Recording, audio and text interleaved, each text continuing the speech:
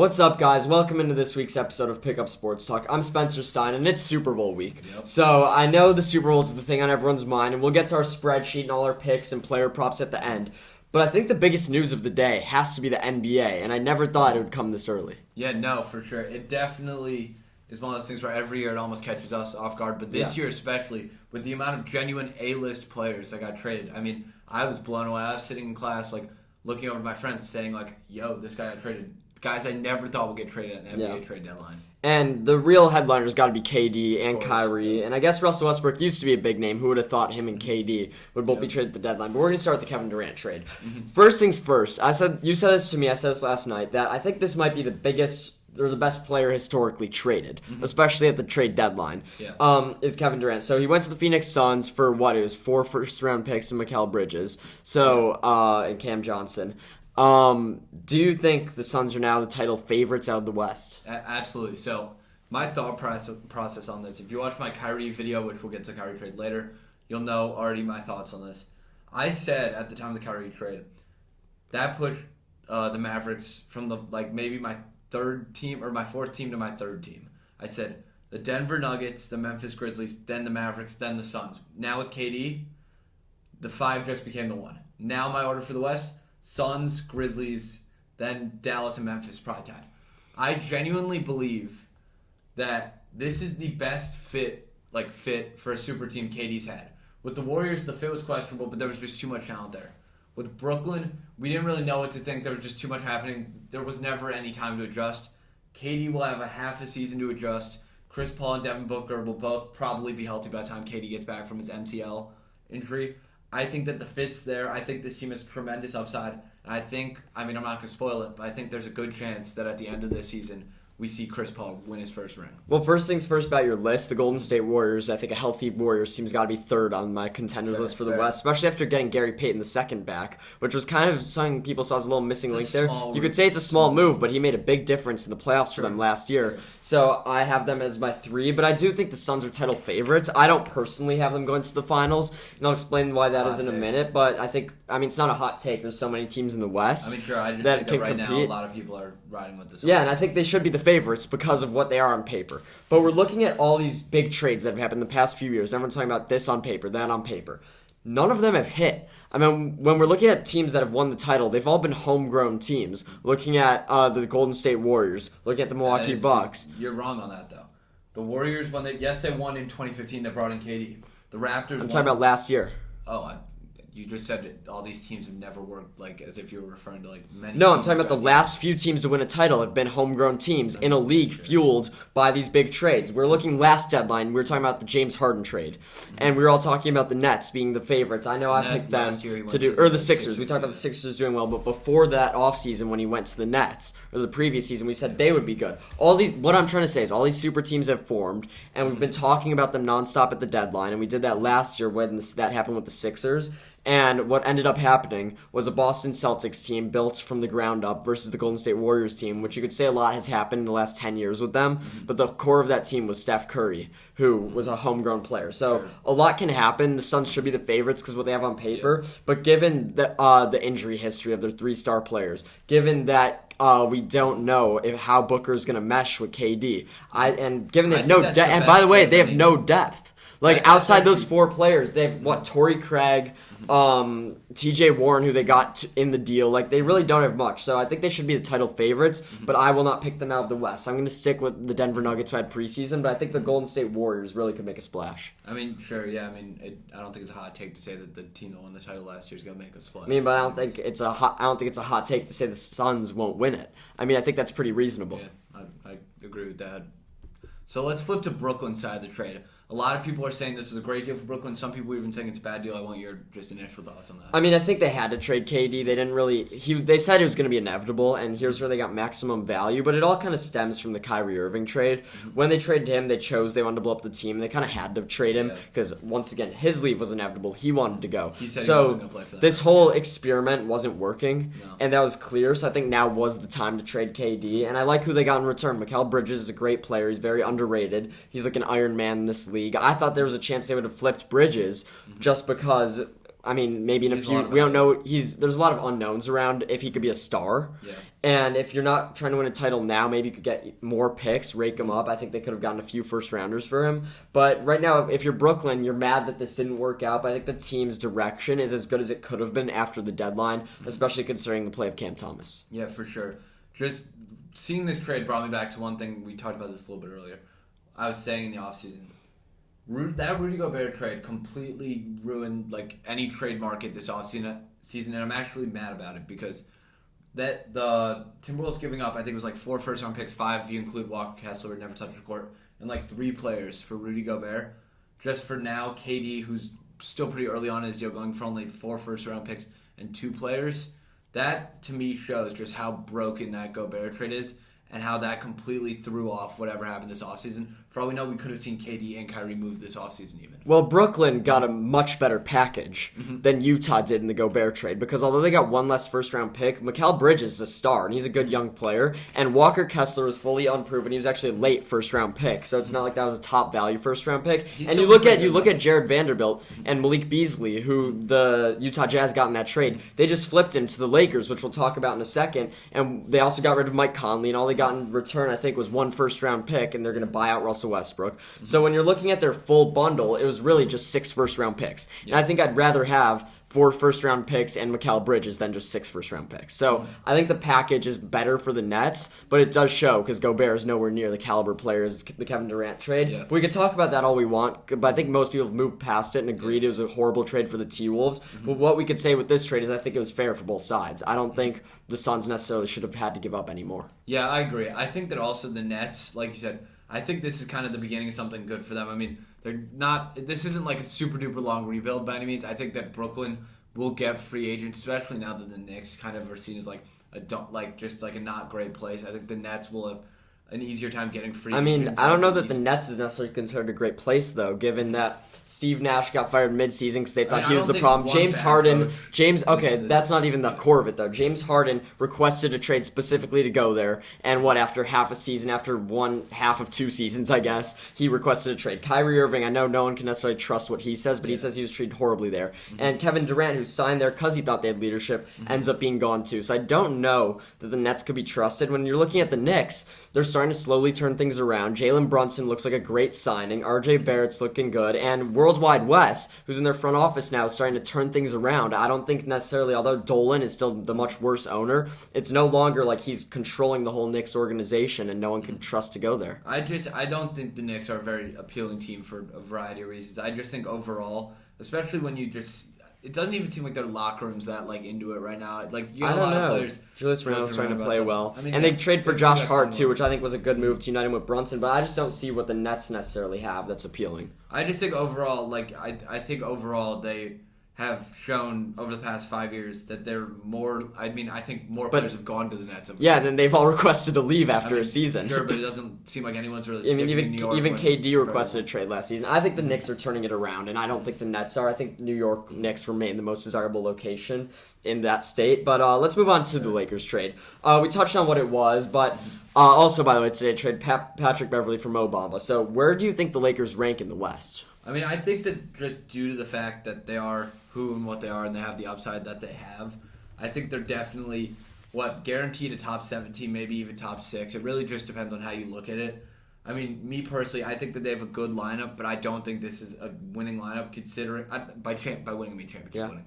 I don't think this is the lineup that's going to win a title. So I want to say this first. I'm a Laker fan, and as a Laker fan, I love what their lineup is looking like. I really like the moves they made. I think Rob Pelinka had a great deadline. Like a guy like Thomas Bryant, who they traded away, I loved. But realistically, there was no place for him in the rotation, and they gained someone, Mo Bamba, who's a better defender, better all-around player for what they need. They don't necessarily 6 need minutes a game or whatever they. Well, I think that's not even a sarcastic comment. I think I know. In the minutes they give him, he'll be good for them. Yeah, exactly. So, and I really like what their lineup's looking like. When you're saying D'Angelo Russell instead of Russell Westbrook, much better fit. He's been shooting the ball incredibly, as has Malik Beasley. And that's what I've said the Lakers team have needed literally since after they won their title a few years ago. They need shooting, so I think those 2 players will both start at guard. And then you have LeBron and AD, which is, no matter what they did, that was going to be the question mark, and Rui Hachimura. They finally put the team in a position where if LeBron and AD played well, they can compete. Still have Dennis Schroeder off the bench. Picking up Jared Vanderbilt's a great stretch four who could play defense. I really like the team on paper. But let me be clear. the Denver Nuggets, the Memphis Grizzlies, the Mavericks, the Suns, the Clippers now, and the Warriors are all most definitely better than them. The Lakers should make it out of the play-in. That's the expectation, but I don't see a path for them to win a first-round series. They're a dangerous team. Love the team on paper, but this isn't their year, and each year they don't win. It's just like pushing, the rebuild's coming closer, and the rebuild's not looking bright when all they have is one first-round pick. Very expensive first-round exit is the way I look at it. It's not necessarily the expenses are the draft picks. They don't have many assets. That's what I mean. They put a lot into a team that's going to be a first-round exit. But I love the lineup. I like what Pelinka did. I didn't think it was necessarily time to sell, and all that I care about is I'm excited to watch this team in the second half.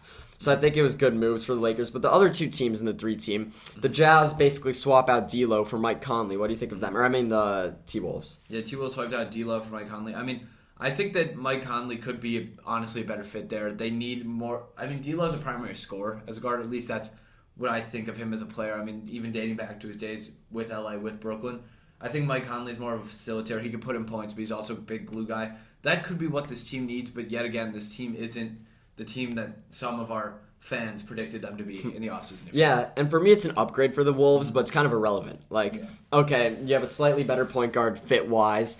What are you going to do about it? They're still not, I don't think, a top 7 team in the West. I don't see them going anywhere. In the Utah Jazz, I do think it's good because they're stockpiling picks. They didn't need those players.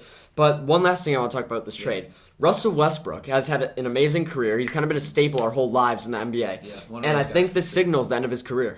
Yeah, I mean, I'm not disagreeing with you. I mean, we kind of said a similar thing about John Wall a year ago. Now John Wall is where he's at.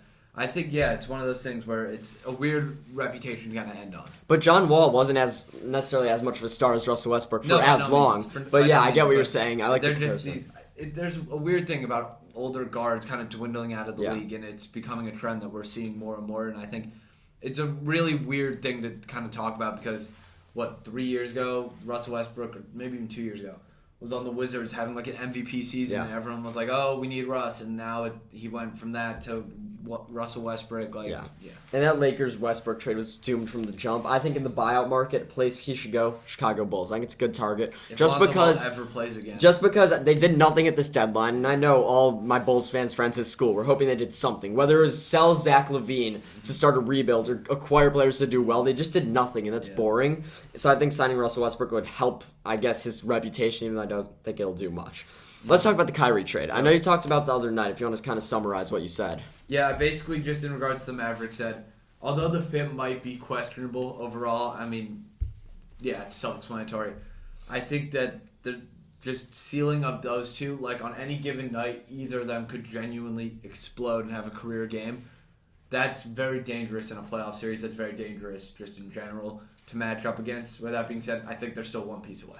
Yeah, and I don't think this necessarily, I think you said it makes them an instant title contender. I don't think it does that. I think they were already a title contender, and this obviously does raise them a little. I think it raises their ceiling scoring-wise offensively, but I don't think the fit is there. I know it raises their ceiling, but I don't think the fit is there. I don't think that Kyrie and Luka will mesh together well, their games. I don't know. We haven't seen it, and I'm excited to see it. I just realistically think when you're looking at deeper teams that have been there before, like the Warriors, I feel like a broken record, like the Suns, who haven't been there before, but they have KD. I don't see them matching up well. So I don't necessarily love the move, but I do think Dallas had to see what Luka can do with another big-time scorer. So I do think it's a good move for the short term, especially given that they didn't necessarily have to give up a whole lot. It is definitely very weird seeing Kyrie in a Mavericks jersey. Yeah, for sure. I was thinking about that last night. I was like, there's no team I could have seen him like less on than the Mavericks. That's very true. And we'll see if maybe it'll work well and they'll sign him to an extension. But I think Kyrie at this point has become like toxic to the locker room. I mean, I know a few years ago, I think I called him radioactive. I saw Max Kellerman call him that a few years ago, and it's very true because on the court he's radioactive. He could go up and score 40 points a night. I mean, it's crazy, but at the same time, he does that to his own locker room. Two more quick moves I want to talk about. The Clippers. Big day, actually. I feel like every notification I got was about the Clippers acquiring Bones Highland for only 2 second-round picks. By the way, that's very stupid. The Lakers give Thomas Bryant to the Nuggets for 3, then they give him Bones away for 2. Like, could have given away Thomas Bryant for Bones. They also get Eric Gordon and Mason Plumlee. So what do you think about the moves for the Clippers? Irrelevant? I mean, I don't think it's necessarily like front page news by any means. I don't think anyone's arguing that it is. I just think this will help them if they want to be in the hunt in the West. These are just 3 guys. I mean, 3 guys that can genuinely help them. I want to say this. That about an hour ago, I was thinking, you know what? The Clippers can make it to the title out of the West. I was thinking the Nuggets can, the Suns can, the Warriors can, the Mavs can, and the Clippers can. But realistically, no matter what these moves have done, no matter how much I've liked how they've built that team, Paul George and Kawhi have not been showing up, especially Kawhi Leonard. Ever since he left Toronto, he has not showed up, specifically this season. So that's not happening, so I don't see them winning a title. But I do think this team is built well. I can't hate on them for that. I think today's moves were good, and I think Bones Highland can develop.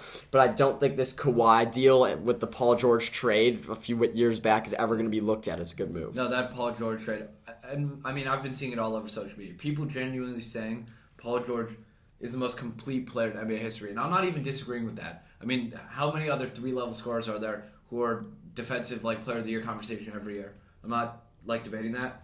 But that trade with him and the Thunder is going to be looked at as one of the weirdest of all time just because of how much the Thunder have turned that into. I mean, that offseason shaped the NBA so much, and we're looking at the offseasons not to kind of gloat about the Lakers, but you see the Clippers, everything's going down in flames. The Nets had to trade everyone. The Lakers won a title from it. So I think it's an interesting offseason, shaped a lot. And last thing, the Blazers, we talked about they dished Josh Hart. I love that move for the Knicks, by the way, uniting him and Brunson. They kind of did the same thing for the Warriors, putting Gary Payton back where he belongs. They also took in Thibault. I'm not sure what was going on there. And I want to ask you one more thing about the trade deadline. In the East, now that you see Brooklyn, you told me that kind of eliminates a contender. I agree.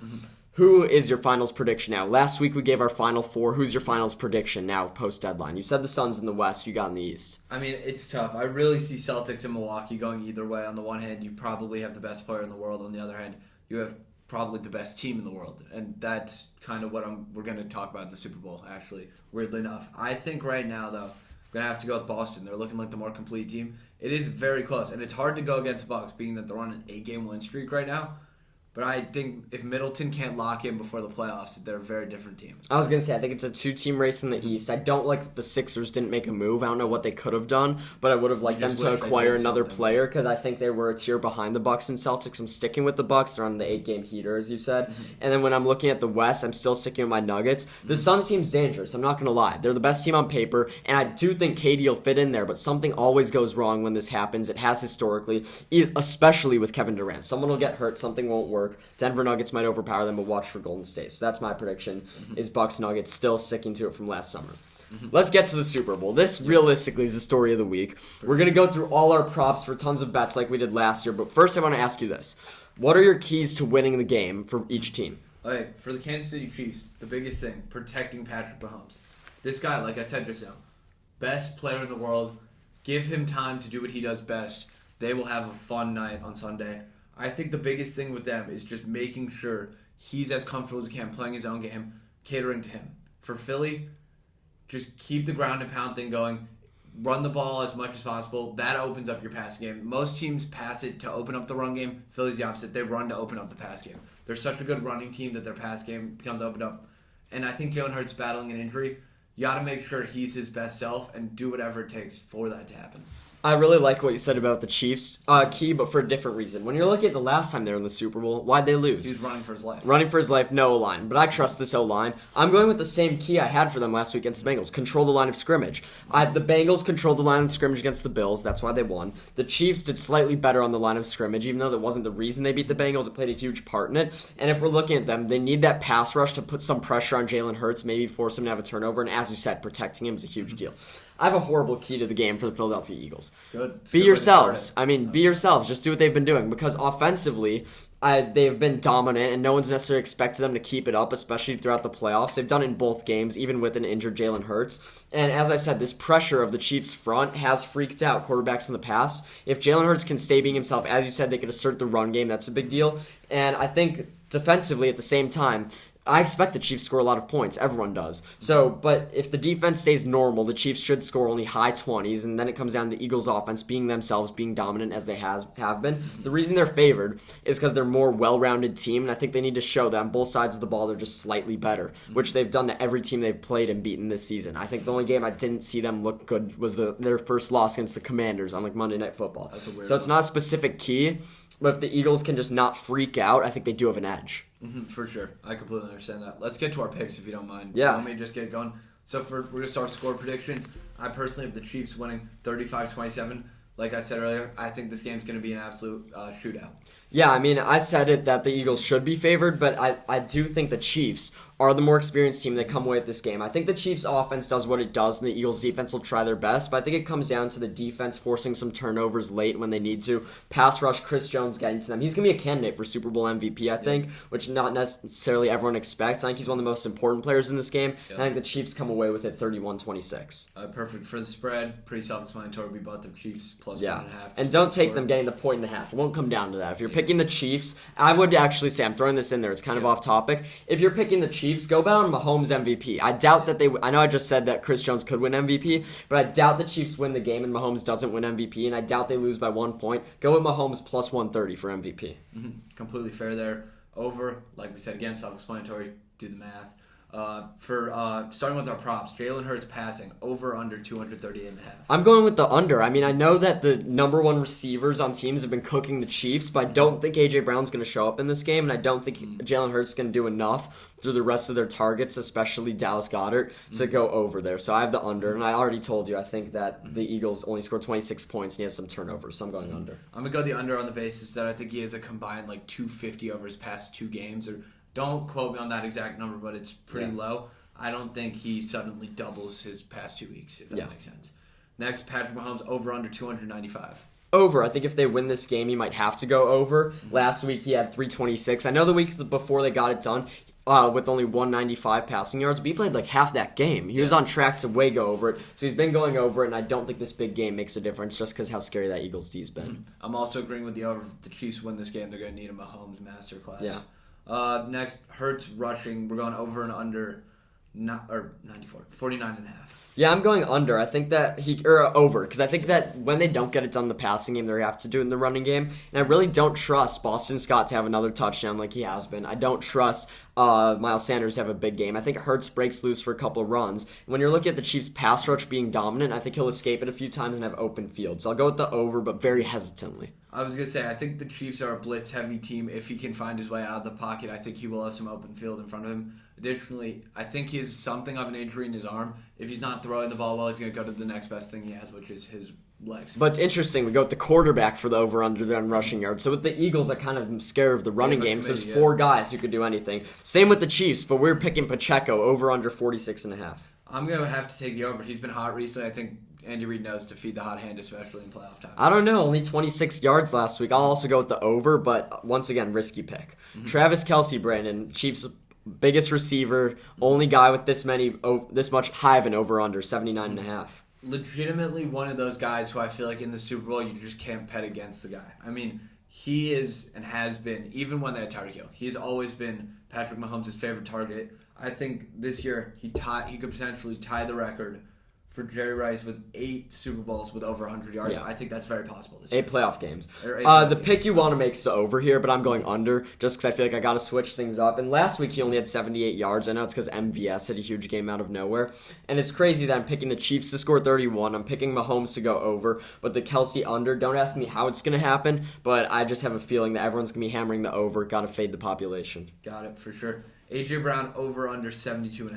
I already told you I'm going under. And that's despite the fact that number one receivers tend to cook the Chiefs. But Jamar Chase last week went under despite that stat, so I think A.J. Brown goes under once again. And I don't know, something about him in big games. I don't have belief in A.J. Brown. I mean, I'm the opposite. I really believe in A.J. Brown. With that being said, I'm still taking the under here. I just think Jalen Hurts is going to be relying on his legs more than he has been in the past few I think weeks. the pick, Devontae Smith, might have more receiving yards than A.J. Brown, which makes no sense against this Chiefs defense, but I could see him having a couple of those slant yards going big, kind of like Odell did before he got hurt last year. I mean, he had 3 receptions. But big receptions. Sure. All right, Were they not? No, they were. Jared McKinnon over under 22.5 receiving yards. I'm going over. I think that this is going to be a big receiving game for McKinnon, who hasn't had that in a few weeks. I think the dump-off game becomes important for the Chiefs. I was going to say this is kind of a weird one to pick, but I'm going to have to take the under. I feel like these kind of questionable ones could really go either way, but I'm sticking with the under. For Devonta Smith, over under 63.5 receiving yards, I'm going to have to take the over here. Like you said, it'd be really weird if Devonta Smith went over A.J. Brown in receiving yards. I think that could happen. We know he's big in big games based on what he did at Bama a few years ago. Like, I don't know how I have the Eagles getting 26 points here, and I have the under for Hurts passing yards, under for A.J. Brown receiving yards, and under for Devontae Smith. I do have all three unders. I don't think all three hit, but if I'm looking at them individually, I don't think it's going to be a big game in the air for the Eagles. I think it's going to be ground and pound. For sure. For first touchdown prediction, I'm going to have to go with Isaiah Pacheco, plus 1,100 odds. I think that the Chiefs just wind up having the first successful possession, just punched in with Pacheco. I don't think so. I think the Chiefs are going to take a while to rev up. I think the Eagles strike first, and I said it's going to be the rushing game. Give me Jalen Hurts with that undefeated play, just pushing him in from the 1-yard line. For sure. MVP, we have the same guy. Gotta be Patrick Mahomes. Just based on who we have winning. Took the quarterback, probably pretty boring, but it is. Let's go with the two exciting picks. The parlay first before our long shot. Brandon, what's your parlay? My parlay is over 50.5 total points. Kelsey anytime touchdown. Sanders anytime touchdown. Hurts over 49.5 rush yards for a total of plus 930. I think I got pretty surgical here. I mean, I think the over has to be thrown in there, and I don't hate the Kelsey touchdown. It's almost a lock, but I don't know what I think about Sanders having a touchdown and the Jalen Hurts over. But there's a reason it's plus 930. Mine's almost like a long shot as well, a little less. Just Chiefs money line over, and Marquez Valdes-Scantling to have an anytime touchdown. I have the Chiefs scoring a lot of points. I think Mahomes is going to have to do something in the air, and MVS is coming off the game of his career. I don't see why it wouldn't be him. I think he's the number one receiver for the Chiefs going in this game, and I already have the Chiefs money line the over, so just add those on. Plus 875, I love those odds. For sure. For my long shot, and I'm talking like crazy long shot here, I'm not going to lie to you. Jalen Hurts over 70 alternate rushing yards. Miles Sanders first half touchdown. A.J. Brown second half touchdown. Travis Kelsey 2+ touchdowns. There's a reason they call it a long shot. That is odds of plus 28,666. Don't tail that, but if it hits, just know I'm the one who crafted that. That's all I'm going to say. Mine's just two things, but it's also plus 8,700. And it's a Jalen Hurts first touchdown, which I told you why I liked, and Isaiah Pacheco last touchdown. I basically have mapped out the Chiefs game here. I have a Kelsey touchdown at some point, an MVS touchdown at some point. I think they punched in with Pacheco as a hammer on the game at the end. The Eagles might score some garbage field goal, but I think Pacheco last touchdown plus Hurts first touchdown is a surgical lay. Got it. Now let's get to kind of our like weirder picks, things that you probably shouldn't bet on. We're going to give our predictions anyways. Let's start with the coin toss. I'm going to give my little rant first, if you don't mind. Last year, I lost like $20 on tails, but you know what they say, tails never fails twice. I added the twice there. I'm taking tails this year. I hate these picks. We got rid of the anthem for a reason. We're only picking two things. I guess I'll go heads because I feel like I always think it's going to be tails and I'm wrong, so I'll go heads to fade you too. For the Gatorade color, Spencer, you want to give your I'm not voting on this. I'm abstaining. There's no way of knowing. It's a stupid pick. I think it could be rigged. And respectfully, I'm not betting on any of these lines. All right, so orange is plus 100 and yellow is plus 200. I had a really tough decision here, but when I got sick when I was little, I drank yellow Gatorade. Absolutely hated it. So we're going orange at plus 100 odds. I like that a lot for myself. Okay. Parlaying it with anything in the game? No, that's its own independent Okay. thing. So that's all our Super Bowl picks, but honestly, just hope it's a good game. And I think really we could talk about the props all we want, and that's what we kind of do when we don't have a team in it. But I think these are the two most well-matched teams in the NFL, and they are the best teams. Like, if there's any matchup I could watch, it would be Hurts versus Mahomes. I just think Mahomes, the more experienced guy, gets it done. Yep, for sure. I completely agree with that. I honestly think that the Eagles have the better team, and there's a very good chance they win this game. There's a reason they're favored. But at the end of the day, when you have the best team versus the best player, I think you got to tail the best player. Yeah, I mean, but it could go either way, really. I don't know what's going to happen in this game. Let's talk about the best sporting event of this weekend. I'm going to be honest. The Waste Management Open in Arizona, the most fun golf tournament of the year, probably 6th best overall. I'm just going to give my pick. We're mid-round right now. Okay. But it's the most exciting. I mean, that 16th hole's got to go crazy. So I was tempted to pick Max Homa. He's really the most exciting guy on tour. But I think Scotty Scheffler hasn't won since his huge year last year. I think he's going to get his first win of the new league year. Scotty Scheffler, book it. I'm going to have to fade you on that. I'm going to take Xander Schauffele. I mean, in the lead. Literally just for the sake of just fading you. That's literally it. I mean, it's hard to fade someone on golf. There's, 70, 80 guys in this tournament. I picked one. I was going to take Schauffele's the favorite. Schauffele's the favorite. It's an easy pick. Yeah. That's, in my opinion, it's an easy pick. For sure. But big week in sports we just had. Next week we'll be recapping the Super Bowl, getting to some off-season football finally. And, I mean, maybe we'll see how these players have played in their debuts with their new teams. I know Kyrie had a big game. Oh, and I forgot to mention Cam Thomas, by the way. Last thing, we slightly mentioned him. I think he could be the next James Harden. I'm throwing that out there. We'll have a debate next week, but I think he's capable of being that big of a scorer. Yep. Okay. Thank you so much for watching. Make sure to like, subscribe, share with a friend. Thank you.